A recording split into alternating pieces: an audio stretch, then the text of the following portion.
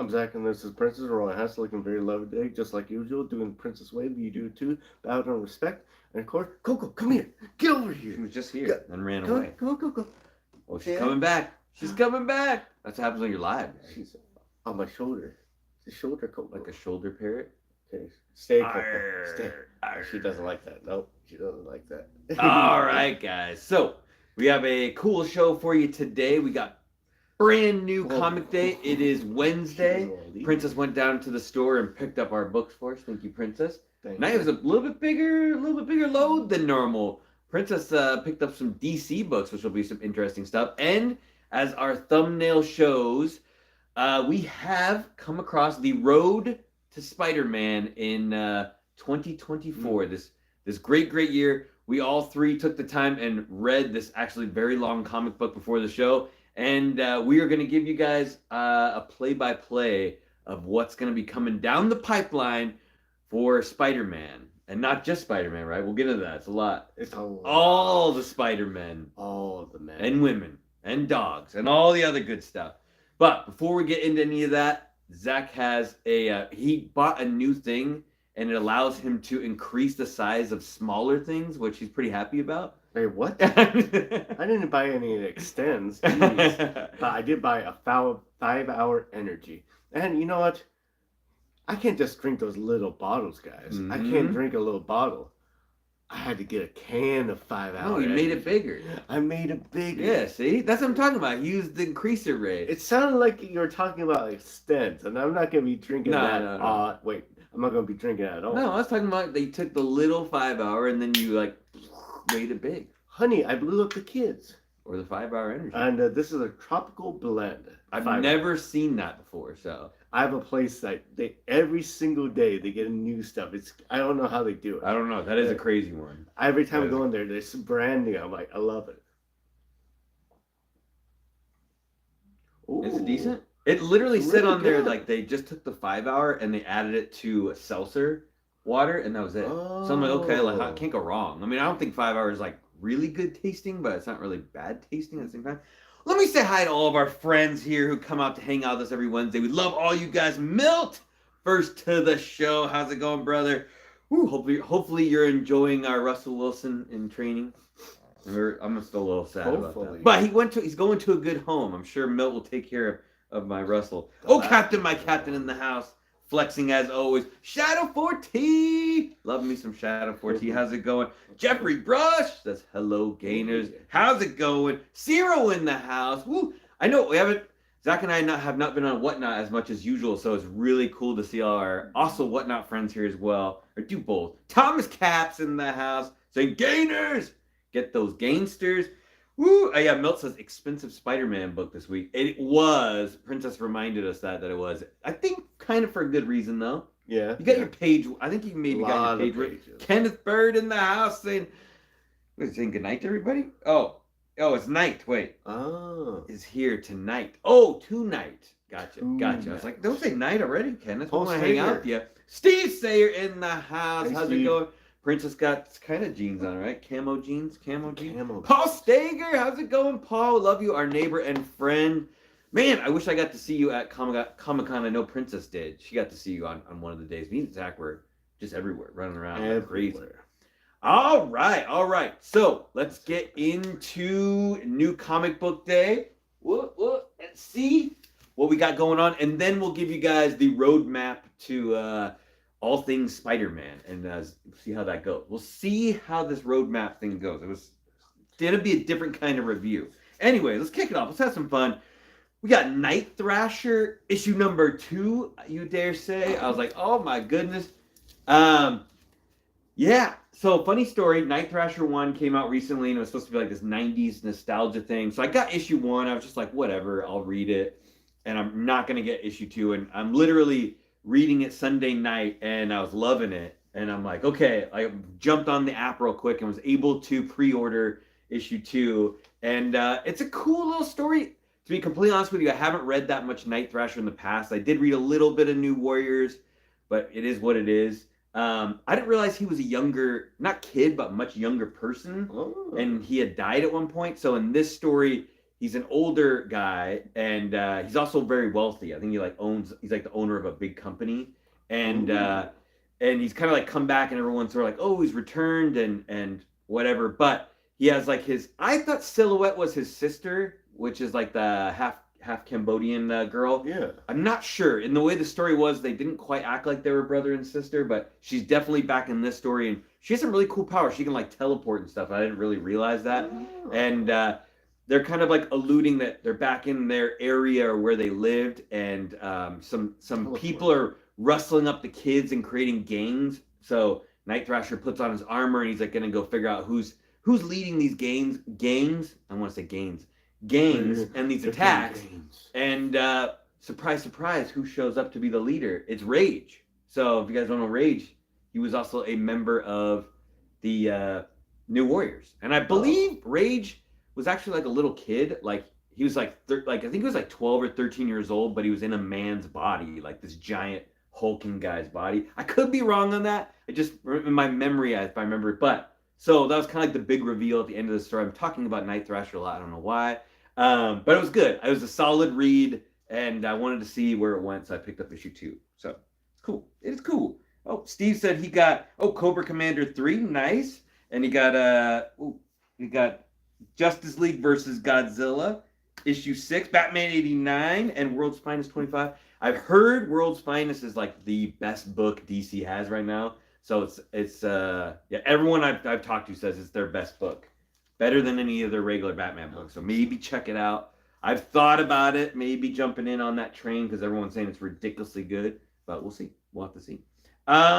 We got Blade issue number 9 came out, and interestingly enough, I noticed at the top it does say parental advisory, which they're all gonna die. Yeah, it's weird. So this one actually has a parental advisory. I can't remember if the other ones did or not. Ninjustice, what's up? Hey, Ninjustice. But this is written by Brian Hill, who is the same guy who's writing Ultimate Black Panther. So if you're liking Ultimate Black Panther, you might also like Blade. This is a little, I really like the first couple issues a lot, and then the story's gotten a little cookie cutter, but still enjoyable. There's a lot of good cameos.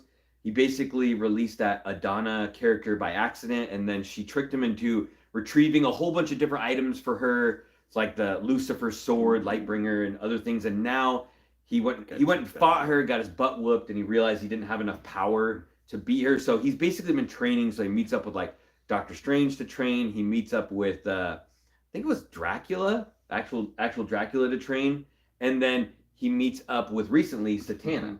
So Zach's favorite, Satana. The other Satana with Satana. And he's learning new powers, so basically he can go and defeat this very powerful demon-esque type creature. It's good. I'm liking the book a lot. I'm guessing it's gonna lead to the Blood Hunt or whatever the new Blood. I'm sure it's gonna lead into Blood Hunt somehow.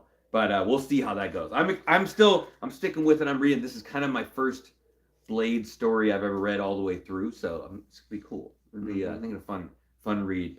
All right, What's up, Brooks? Yeah, Ooh. that's cover A too. This is XMen Forever issue number 1. I went with the cover A Mark Brooks cover. It's got you got Jean Grey on the cover with the like bloody phoenix behind her. Really pretty Mark Brooks cover on that one. And the solicitation for this book is a direct tie-in between Fall of House of X and Rise of Powers of X are the two main books that I'm reading, so that's why I kind of wanted to read this a little bit.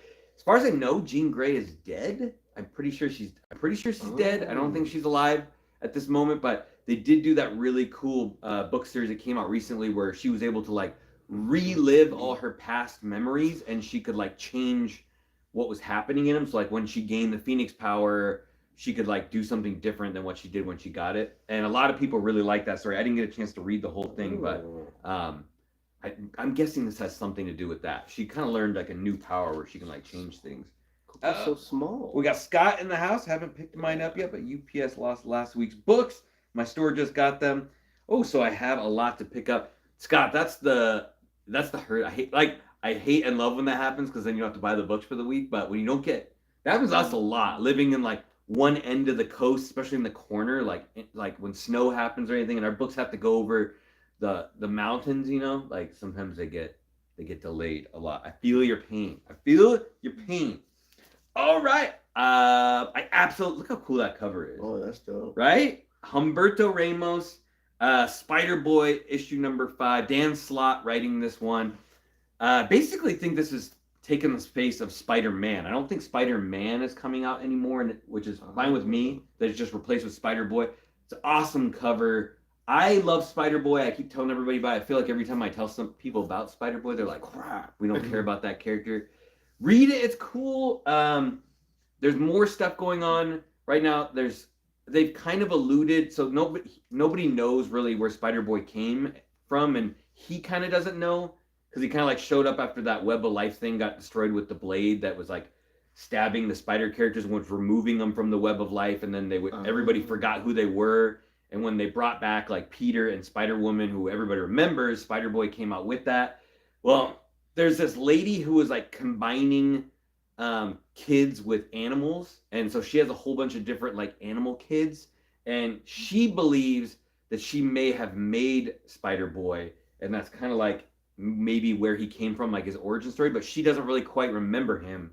But like the signature of the kid and animal mixed together could be that character. I don't know. Bailey's a very endearing character to read. Like I said, he lives in a like homeless shelter with another family in there, so he kind of has to deal with like kind of like being homeless and living on the streets, and just some cool stuff that like at one point, I think I said last time, like he had a cell phone with like his picture of his mom, or I think his mom's last recording. It ended up he had to choose between saving someone or saving the phone, and he ended up losing it. So it was kind of like a sad part for him. But it's his books a lot of times are split into 2 books where he'll have like a personal story with himself, and then there'll be another story where he's like teaming up with a different character. So it's kind of like a little nice. Different, but I highly recommend Spider-Boy if you guys haven't started reading it. I'm gonna make Zach read it. No, I'm just kidding. I'll make him read it. He was one of the only characters who wasn't in that book, right? Out of all of the Spider characters, he wasn't in there. We got Vengeance of Moon Knight issue number 3. Jed MacKay, who's writing like half of all the books in Marvel right now. I don't know how he does it. He's still solid as hell. This is still going to be the unanswered question. So I'm still waiting to find out. We got to issue 2. You still don't know who Moon Knight is yet. So, yeah, we don't know. Like, he's there. Everyone was, like, wondering who he was. And then he ends up fighting, like, the whole team. Like the whole team, you have, like, Tigra and Hunter's Moon. And then there's, like, Reese, who's the vampire girl. They have, like, a whole group of people. They're, like, all the team. He fights all of them. They kind of beats on them a little bit, and then they let him go into the mansion, like the Midnight Mission mansion, which is sort of alive. It is alive, and they figure if Moon Knight's really marked, the mansion will accept him and let him like go in there and be cool. And if he's not marked, then the mansion will attack him. Well, at the very end of the story, he goes in there and the mansion attacks him. So clearly he's not marked, at least that we know of. So still interesting. It's been cool. And at the beginning of each issue, so far in issue 1 and 2, they kind of have like an interview, sort of like what's that called when you go to like a panel interview? No, not an interview, but like when you're talking to someone about your feelings. Therapy. Yes, therapy. I don't know why it was on the tip of my brain, but like Reese, like in the original series, Moon Knight was always going to therapy, which the Avengers made him do because of all the crap that he went through before. And now that he's gone, in the first issue, Reese went to therapy and was like talking to the lady about, you know, Mark being killed and her feelings. And then in the second book, Tigra went to therapy and was doing like the same thing. So you get in like a different perspective of each member of the team. Just guessing, but someone might be going to therapy at the beginning of this book. Maybe Hunter's Moon will get a little more intuition on Baldir, I think is his real name. Name change. What is up? Don't change that name. Don't change it. All right, we got a ton of books this week. I apologize for this going longer, but I'm enjoying a lot of reading right now. I'm taking that one. We got Thrawn Alliance issue number 3, and this is written by Timothy Zahn and Jody Houser together. I think it's Jody Houser. I believe this is based on the book Thrawn Alliance, which is written by Timothy Zahn. There's another one. I just actually finished reading the original series Thrawn that they did back in like 2018, and that's written by Timothy Zahn, but he didn't write the comic. He wrote the novel, and then Jody Houser adapted it into the book. I kind of read that one to get more info about Thrawn, but I ended up not really liking it that much. It was kind of like reading like history text a little bit. It was like less enjoyable and felt more like work, so to speak. I don't know. Maybe more people liked it than I did, but this one I was really excited with the first issue because it was a little more like talking, like Thrawn was talking to people, and it was kind of cool, getting a little understanding. The second issue was all fighting, but not really my favorite kind of fighting, I guess. So like in the story so far, they have Thrawn and Anakin are basically teamed up, and at the same time, well, not same time, but a different time period, Thrawn and Darth Vader team up, and they're basically visiting the same planet that they visited before. But Thrawn doesn't know that Darth Vader's Anakin, but Darth Vader obviously knows that Thrawn's the same Thrawn, and they're basically like there's like time jumping. Like you'll see like Thrawn and Anakin fighting these guys together, and then like before the fight even finishes, you'll switch over and you'll see Darth Vader and Thrawn fighting these guys together. So it's kind of cool, but not cool. I guess it's just more like like some like art fighting and not really any context, because I don't know. To me, it didn't hit with me as well with this issue, but how it goes. Okay. I just saying, I was really bummed out with the original book too, so maybe this one's kind of bumming me out a little bit more. But we'll see. I'm gonna finish it off because I feel like it's always interesting to get as much information as I can on Thrawn, just because he's such an important character and he's special to me. But I don't know. We'll see.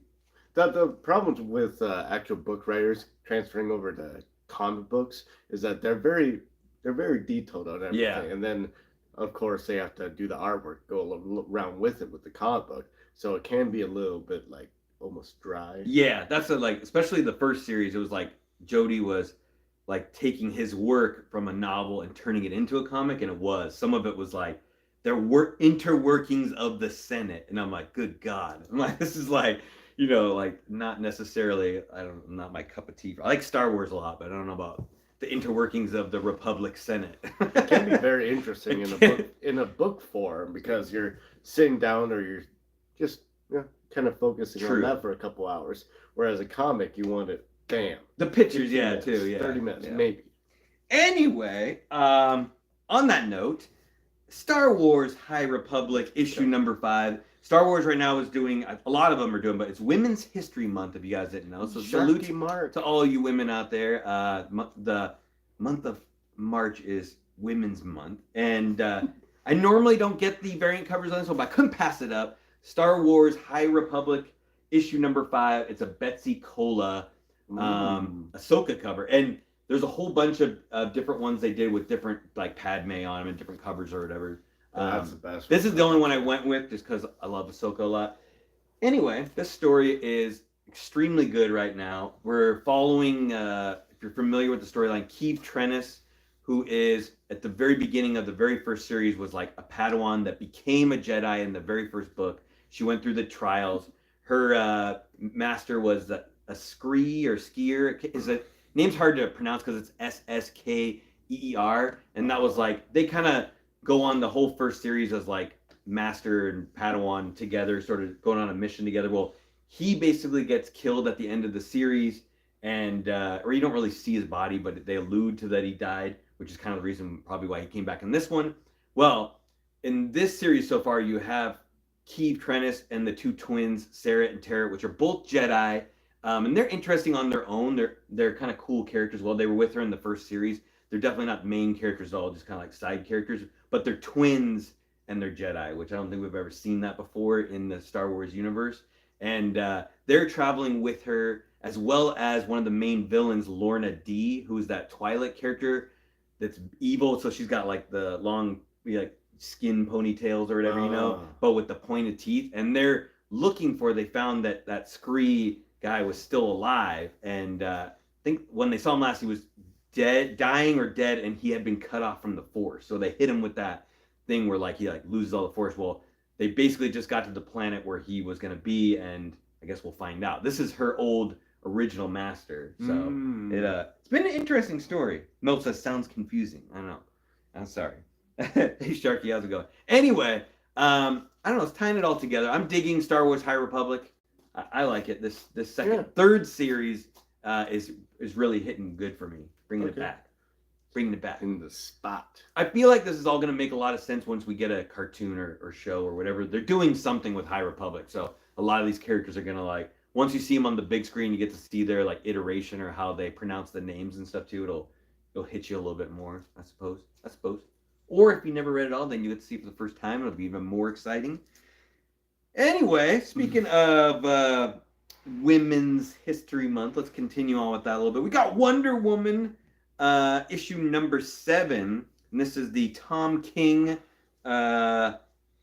writing that's going on right now. That's I've heard is really good. I don't know if I tried to read issue 1 or not. It's hard for me to get into DC, but Souza Micah did this variant cover, and I believe we had to order this blind. It was like a final order cutoff, and all I could tell was that Souza Micah drew a Wonder Woman cover, and so we were like, all right, go with it. Pull the trigger, see what it looks like when you get it. And I will applaud DC Marvel books right now. Whatever paper quality they're using is terrible. It's like wavy and cruddy and almost looks like it's like almost like water damage level. I'm sure you could like press it out, you know, if you really wanted to do anything with it. But these DC books are crisp. They're super tight. The paper's nice and hard, which sometimes that can be a little harder to read. I hate kind of like opening a book and not having the first page go like all the way over. I don't know if you guys feel the same way on that. It bugs me when I have to kind of like look like I'm like creaking through a door and like, oh, I'm gonna read this little part without damaging the spine. This square bound books suck. They're using high quality paper in this one. Oh, Milt said he liked the flag cover as well. Oh yeah, all right. There was a lot of good ones. I find it hard to buy multiple of the same book. It's hard to do that. But let's see what we got here. I'm just kind of going all out of order, but we got a record breaker here. Spawn issue 351. And as I told you guys, I'm gonna be probably grabbing all the Spawns that come out. I have a weird hunch that Spawn is low print right now. This happened before, not that long ago, that Spawn was really low print run. In my ordering guide, it's really hard to find Spawn in there. And I don't know if it's the same for you guys or not, but I feel like it is, and I feel like nobody's ordering Spawn as much as they were. And this is the first issue now that Nyx is the new ruler of Hell. So they chose a new Hell ruler, whatever that guy that's. I haven't read that much Spawn, but there's always like. It starts with a Beelzebub or not Beelzebub. It starts with M, I think. Beelzebub. Yeah, you might be right. Yeah, it sounds right. Maglabub. Yeah, that sounds Magna right. Carta. No, that's something different. But obviously, like, so I picked a new person, which I think NYX was a she Spawn at one time. Mm-hmm. Yeah, so should be cool. I know Spawn's not everybody's cup of tea, story wise, but artwork wise, it's like second to none on a lot of things. So, oh, there we go. Sharky's got it. McDonald's. Melboga. That sounds right. Mac and Jack. That sounds right. Anyway, good stuff. All right, this is one DC book I am going to stick with. I'm going to read. We got John Constantine, Hellblazer, Dead in America, Simon Spurrier, and Aaron Campbell. Great cover. Yeah, I got recommended this book, so I'm going to give it a try. It's a continuing sequel from an original series that they wrote years ago. They got canceled, and is now back out. Now it's part of like the new Sandman universe that's restarted again. I know they've had a Sandman universe before. Now they've restarted it. And Constantine, I believe, died at the end of the original series, so he doesn't actually have a heartbeat. So he's kind of like undead. Okay. And he's never really apparently hung out in America before, but he's like dropped off in Hollywood. And he's kind of, I like Constantine a lot, but I haven't read a lot of his stuff. So some of the characters he's running into, I'm kind of seeing for the first time. But he does run into Dream, and he realizes it's the newer Dream, not the original Dream. Daniel Hall, yeah, Daniel Hall. So it's kind of funny when they talk to each other, because he's like, yeah, I remember you when you met before, and I had your bag of sand, which happens in the Sandman book. Mm-hmm. And then he's like, yo, that wasn't me, that was the other guy. Like, oh, okay. And there's some cool stuff, like Swamp Thing's already in it, so obviously he's always a mainstay. They're always hanging out together. So there's just kind of like trying to figure out some stuff that happened in the last series, and it's an interesting read. I didn't realize like, I guess Cy Spurrier likes to put really big, confusing words in his books. And I feel like I'm a fairly educated person, but you do have to, like, look up some of the things he says in there to be like, I don't know what this word means. You know, so, like, that's the little, I guess he likes doing that, but it's a little, sometimes it's difficult to read. I don't know if you like that, Zach, when there's, like, a big word, you know? I can usually figure out the meaning of it in the context of it. Bad. Stupid. No, I'm joking. Yeah, it's sometimes you gotta pull out Google and research while reading a book, which is a little frustrating. It's some big words. It's a little frustrating. But anyway, yeah, because you're trying to enjoy the story. I believe he is British too, if I remember correctly. I think Cy Spurrier is British, but I could be wrong. I'm pretty sure. I think you're right. Pretty sure. So right. It might be some stuff like didn't like translate well from another English language. Yeah.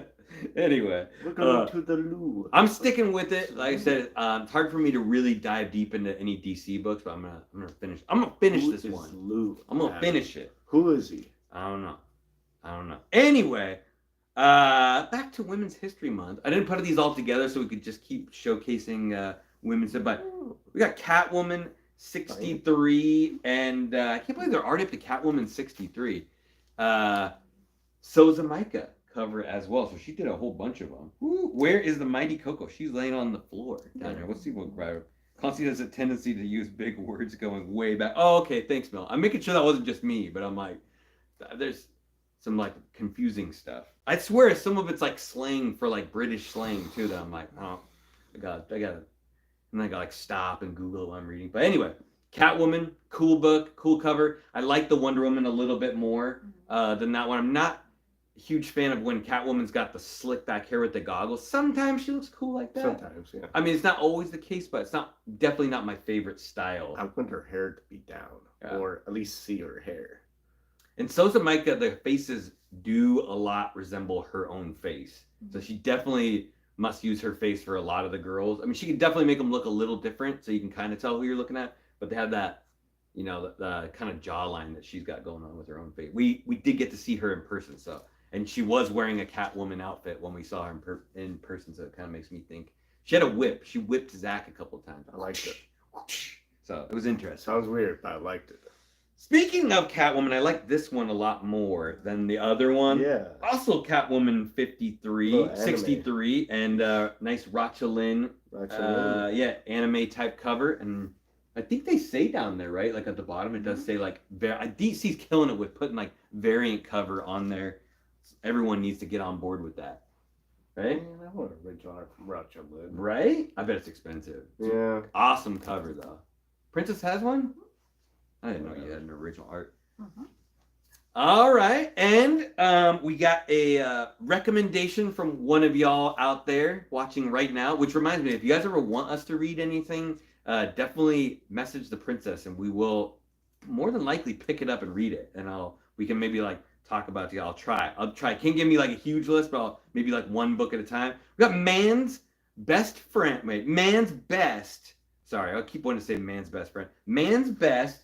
Issue #1 from Boom Studios, and I believe, as I read the synopsis on this, it is 3 dog pets that have mech suits, and believe they land on an alien planet, and I don't know if they're humans or frozen in cryo, or because somehow they have to be the one that rescues the humans or take care of them on this new alien planet.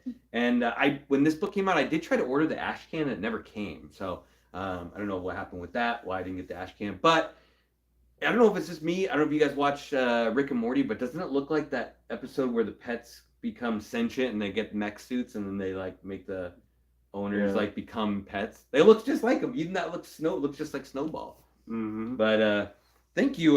Snowball was my dog's name. Yeah, we'll read that one and let you know. So if you guys have any suggestions on reading, we can discuss it live on the show.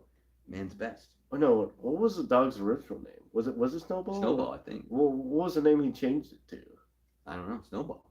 Did he change it? Yeah, I think so. I can't remember. Probably. What was it? And last but not least, we got The Walking Dead issue #83, and it looks like it's left. I think it was in this like arc called No Way Out, which is when they were leaving that one city, or all the bad stuff was happening, where Carl's eye gets shot out, and he was I think he was about to get saved, where they were like sewing it all back together. I don't know how that worked, but yeah. So we're start of a new arc, and it's been fantastic reading this for the first time in the color deluxe format. Kind of wish I got a chance to read it in the original, but at the same time, this is working out just as well for me. In that issue, you learn Davey, how's it going, Davey? What's going?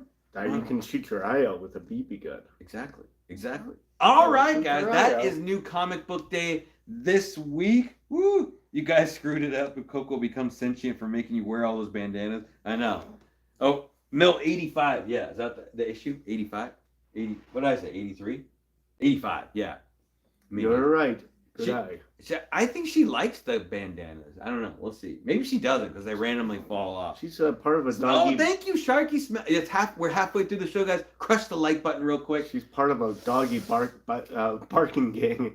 All right, and last but not least, we got Web of Spider-Man issue number 1, and this is I may be the Maybe first Sharky. time Greg Capullo's ever done a Spider-Man It's a great cover. I'm not sure. It's an awesome cover. They ruined it with that yellow logo at the bottom, though. Almost ruined the cover. Yeah. I'm not sure why they did that, but it's a beautiful cover. Pro tip. Huge book, though. It was like $8. It definitely has a lot inside. So this was solicited as the roadmap to all things Spider-Man. Woo! Still issue 15. Oh, you're still 15 issues behind a Walking Dead. They're a quick read, Milt, like super fast read when you're trying to catch up. Get Capullo to do a remark over that. That would be cool. In red, like a red Spider-Man. Yeah.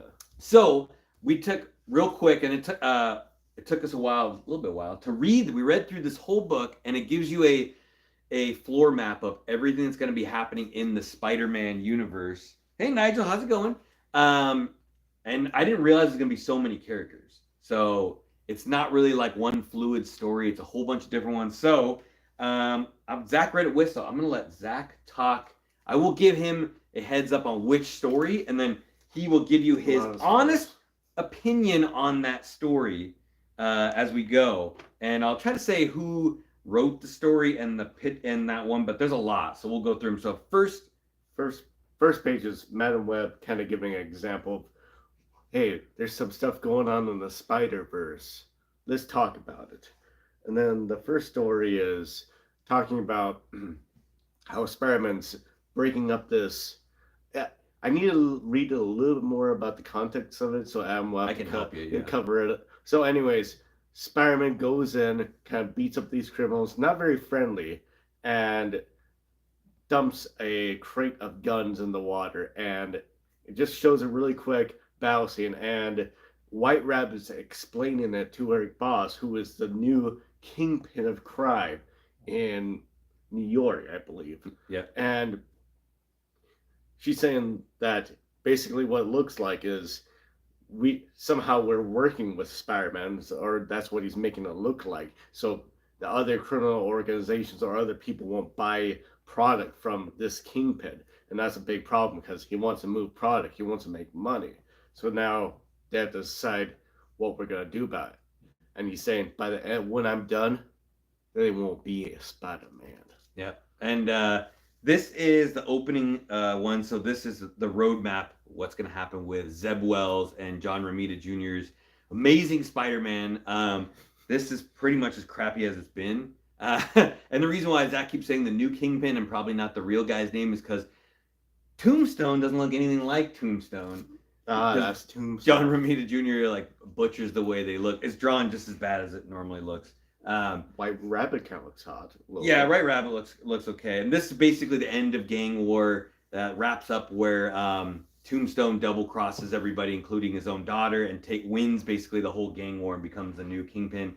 So we'll see. We'll see where that's like leading down. I mean, they did this whole story arc started with Tombstone and kind of screwing him over. So maybe this is rounding it all back out, but it wasn't very good the first time. So we'll see. Yeah, and then you get a couple pages and immediately jumps into Miles Morales, and he's swinging around. I believe in this one, he runs into a vampire, right? Yep. A vampire. Like, oh no, that one vampire guy is back. And I guess they had this big vampire fight with Blade and I guess, Hightail, Mm-hmm. and it was like the vampire, not prince, but it was like a It's like a vampire lord, lord. yeah. They can make other vampires and all that, and they stuck him into a totem apparently, a Mm-hmm. totem, a stone totem, and they don't want him to come back. But apparently, Hightail's like a speedster that's Mm-hmm. also part vampire or was bitten by a vampire. It's kind of confusing. Mm-hmm. But anyways, Spider was like, "Oh, we need to fight, but I need to hang out because I don't know which side you're on." Oh, you're actually on my side? Oh, we let one of the vampires get away that had the stone tome? Oh, my bad. I messed up. So Yeah. there's going to be a nice Blade, Miles Morales, and Hightail probably story that's coming up soon. That's kind of interesting. I thought Hightail looked pretty cool. Yeah, so Zach was very correct there. This is the Miles Morales, like leading you up to what going on with Miles. And yeah, I dug this. I've been digging Miles. I'm a little biased because I like Miles a lot, but his story's been a lot better. Cody Ziegler is writing his story right now, which he's not new to the book, but this is his first run, and he's introduced a lot of cool characters. Like Rabble started out like in the first issue, and the first arc was the one of the villains. Mm. They introduced this character Hightail, who's been in it a lot, and I will say she's interesting.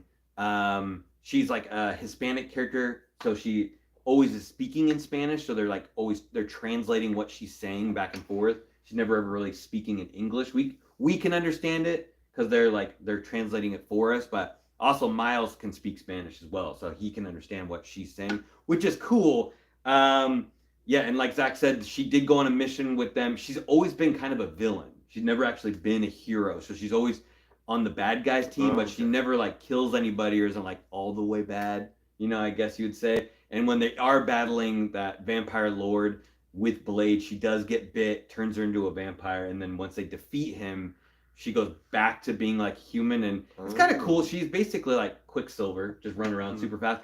I can tell you from all the previous issues, though, I felt like they didn't draw her sexy at all. Like she felt very like I don't know, like just very average looking, or they weren't even attempting for her to be a sexy character. Completely different in this issue. Yeah, like she never looked anything like this. They completely redid her character. Lululemon. Yeah, so it looks like it's an interesting character for sure. I'm assuming they're gonna keep using her more and more. I don't know how many more love interest Miles can have. He's basically tapping everything right now. I mean, like he still has a girlfriend. He's still with Charlotte. Dog. So and he's been hanging out with Misty Knight as his teacher. It's nothing like that. But then like like the villain Rabble's also a female, and he's got. I feel like Kamala's into him a little bit as well when they hang out together. They definitely have something going on. And now this Hightail character. So I don't know. He's got a lot. He's got a lot on his plate.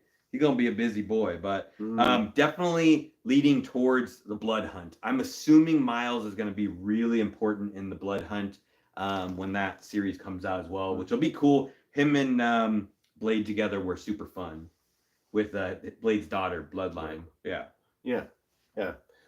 This story was little bit confusing right here. It was very short. It's 2 pages, literally 2 pages. Jessica Drew. Yep. Is it right? She's talking about, oh, it's so nice that I'm only superhero in this part of this. It's San Francisco, and I get to treat these villains the way I want to treat them, which is pretty rough, not in the good way.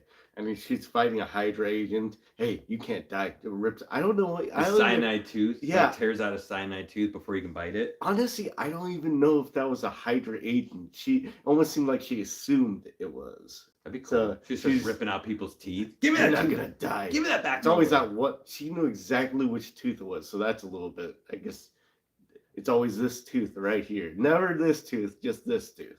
And of course, she's like, it's so nice. It's so nice. And then it shows to the news report, oh, there's new heroes in the city. And so there's probably going to be a new appearance of some heroes. Yeah. Heroes. I took that as like, that could be a big deal for this issue right here because even though she only got 2 pages, I think Peter and Miles each had about like 5 or 6 pages together. Jessica only gets 2 in the Women's History Month. But they did show this quick panel of the assembly. because she says when she moves to San Francisco, it's going to be crowded. And by looking at these pictures, I don't actually recognize that. Kind of looks like a female Thor, but I'm not even sure. Like this one here, like that's some kind of Iron Man character, but with like long blonde hair. Yeah. So this may be like a preview of a bunch of new characters that are going to pop up. It seems like it's a team because they called it a certain The name. Assembly. The Assembly. Yeah, the Assembly. So. Or maybe it's calling the situation. Yeah, it could be something cool. I feel like her recent books have kind of gotten left in the dust a little bit because her #1 started during Gang War. So you get a first-time viewer. Oh, hey, thanks for jumping in. Welcome in, welcome in. Hopefully you're a long-time viewer. Now you get to be cemented in our show forever. Welcome as a gainer. All right. Oh, V-Rob. Sorry, V-Rob. Sorry in there, buddy. Princess had to let us know. She's keeping an eye on the chat. Wow. Oh, hi, Nigel. We'll see. Anyway, say hi, yeah. Nigel. So I'm not.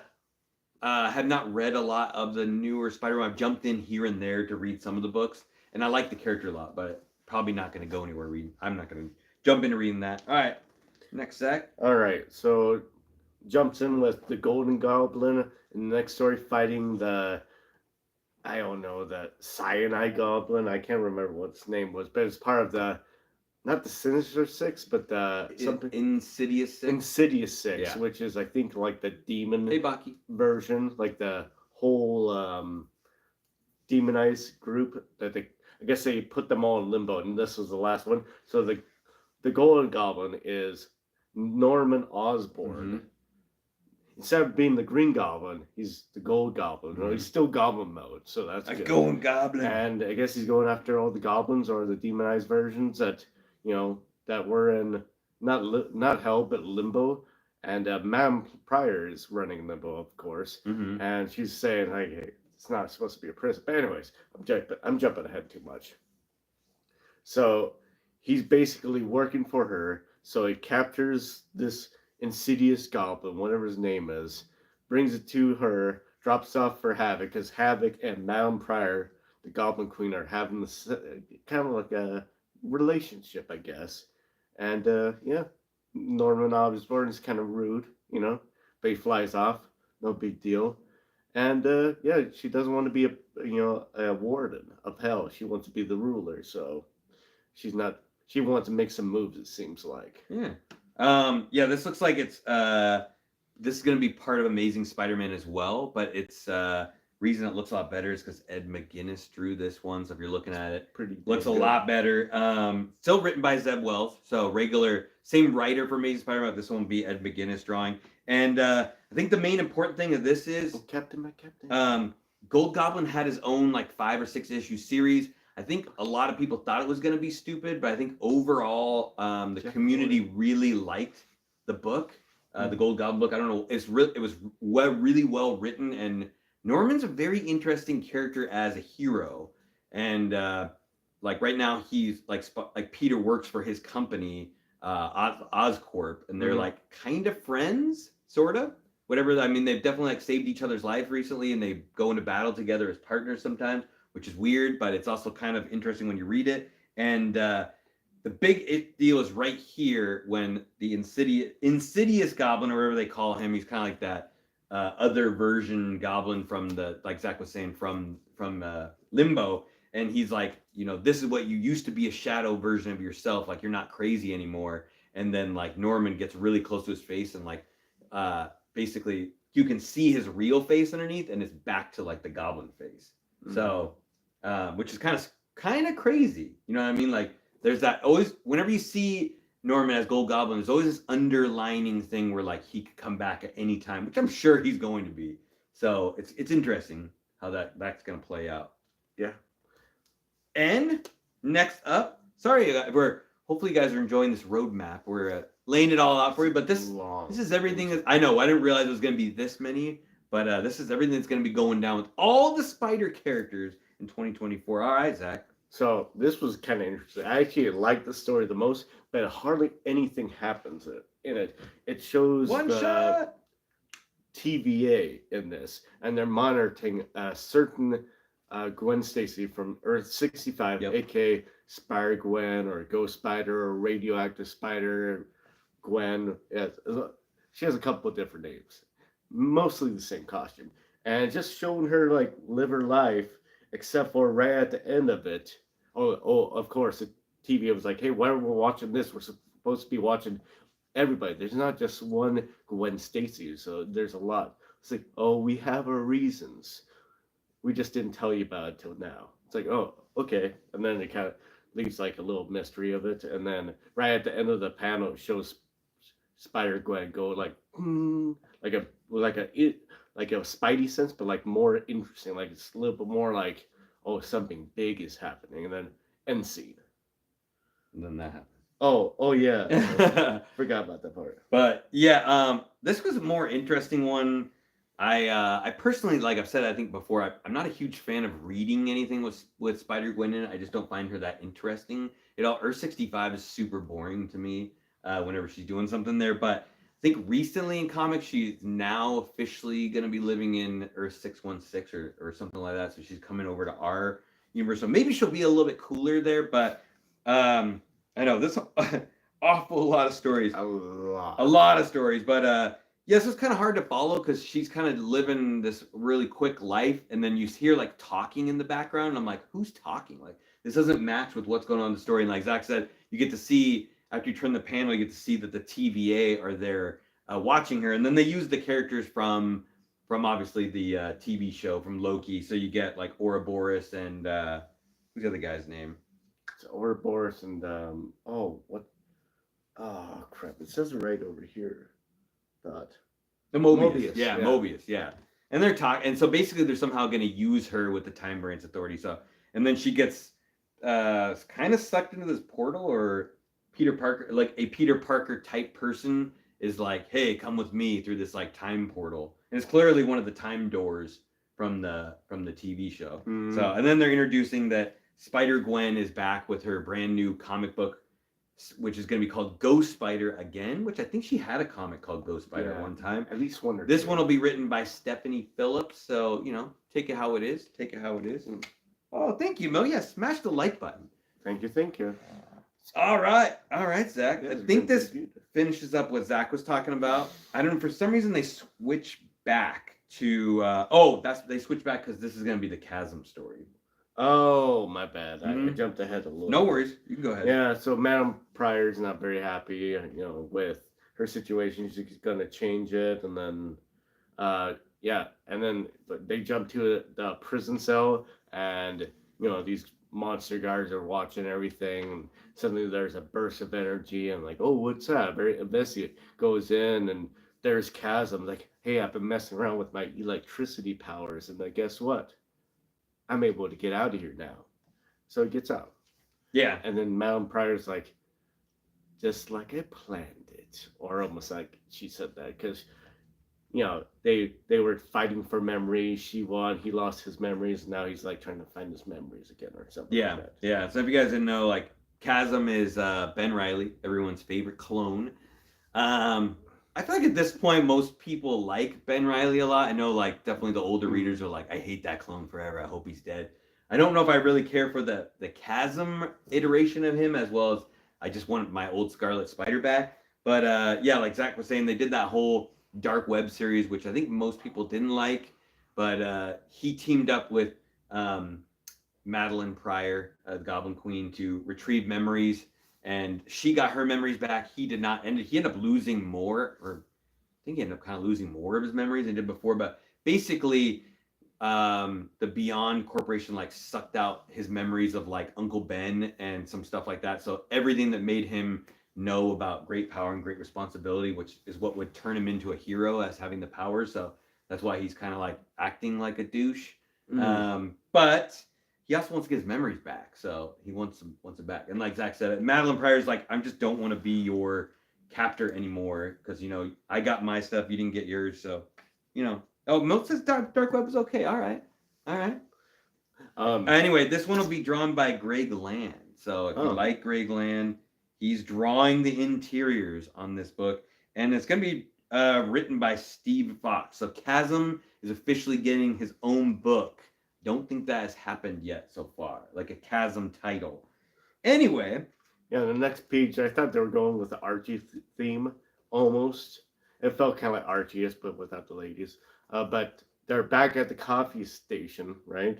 I guess in previous, like, there was this other book that Peter Parker was trying to become a regular. Yeah. At the coffee. Anyways, I love being a regular. Is how the scene starts. Mhm. It's like this and this. Miles, Peter, here you go. I love being a regular. And of course, just as they're getting their coffees, two criminals come in, give me all the money in the register. Hey, it was like, all right, I'm not gonna die over $80. The cashier says, like, $80. It's a bunch of BS. So they take the $80, run off, and they're like, oh my god, we were so scared. And like Miles and Peter look at each other. Let's go get these guys.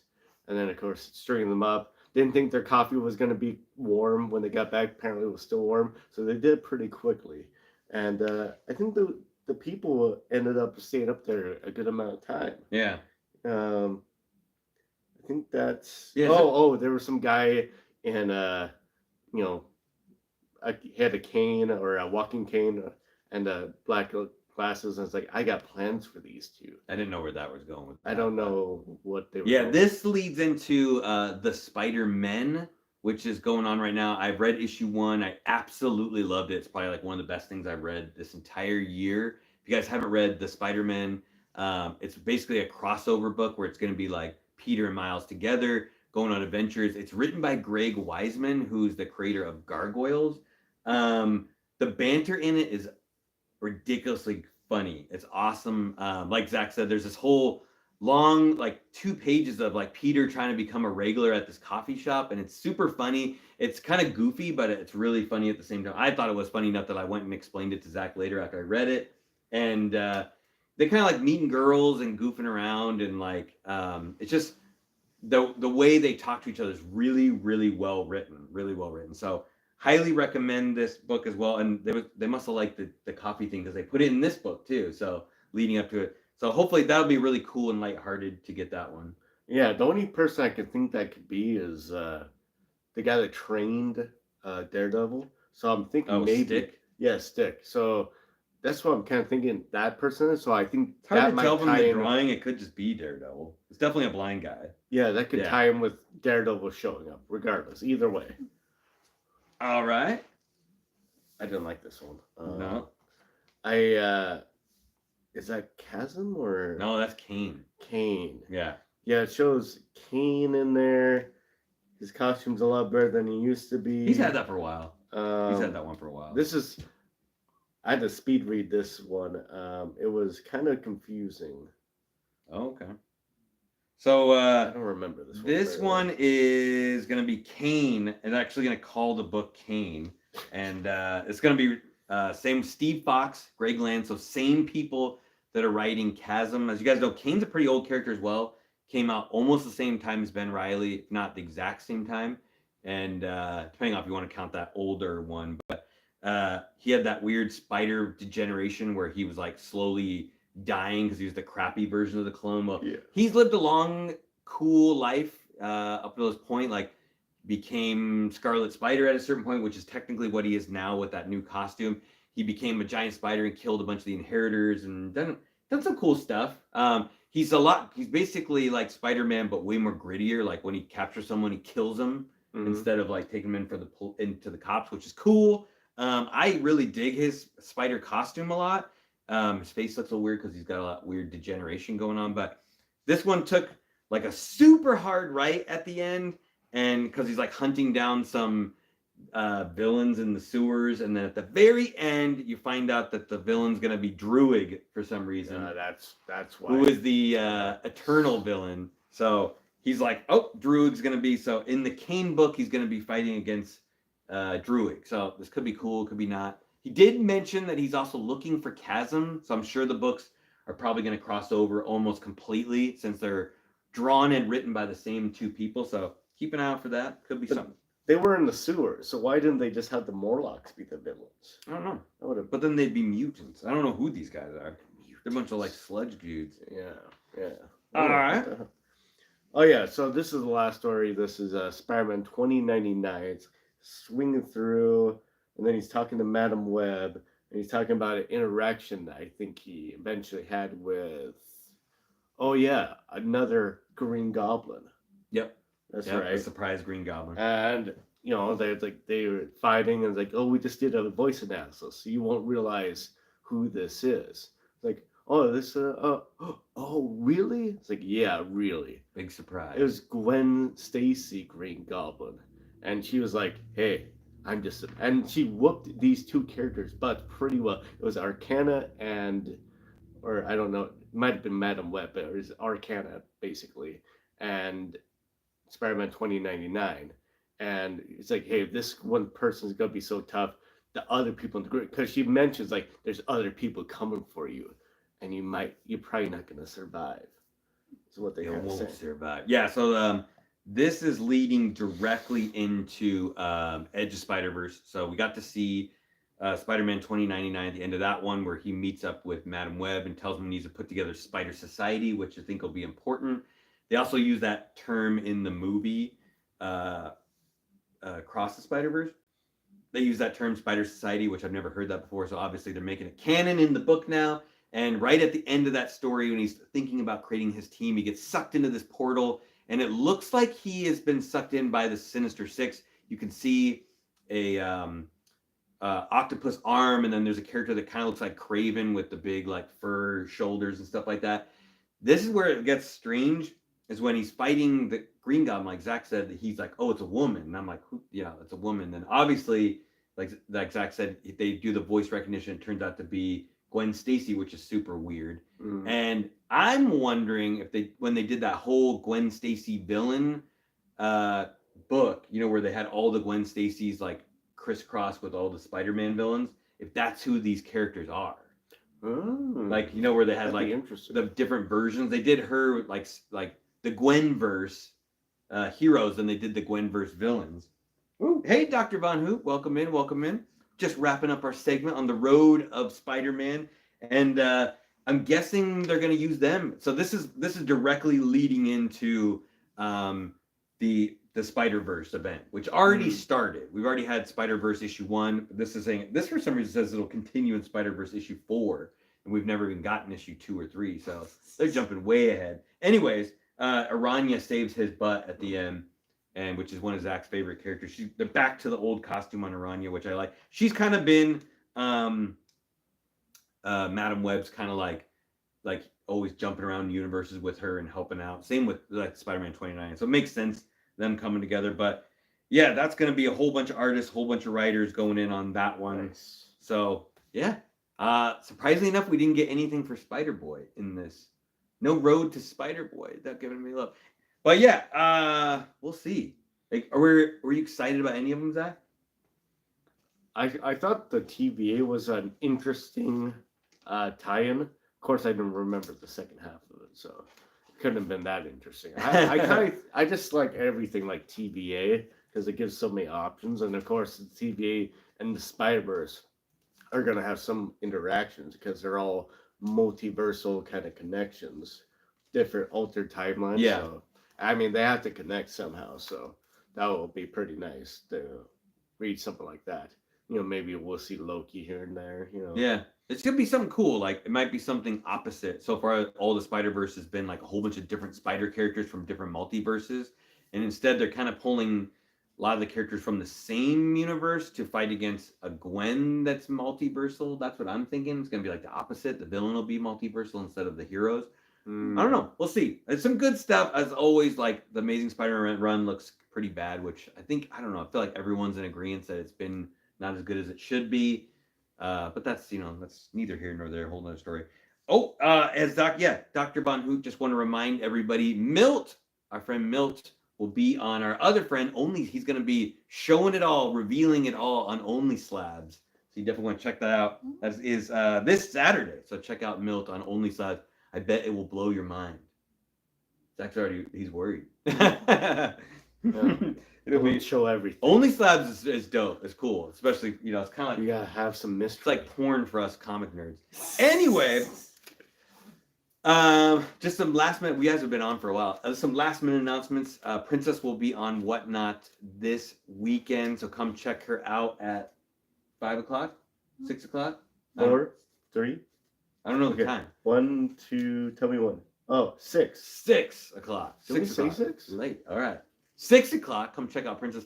Zach and I will be in the background chilling, as always. We will be back on when Whatnot Con starts on the 15th of April, so come check that as well. Anyway, do all the YouTube stuff for us. I know you guys have already hit the like button multiple times, but Zach, you got anything else before we go?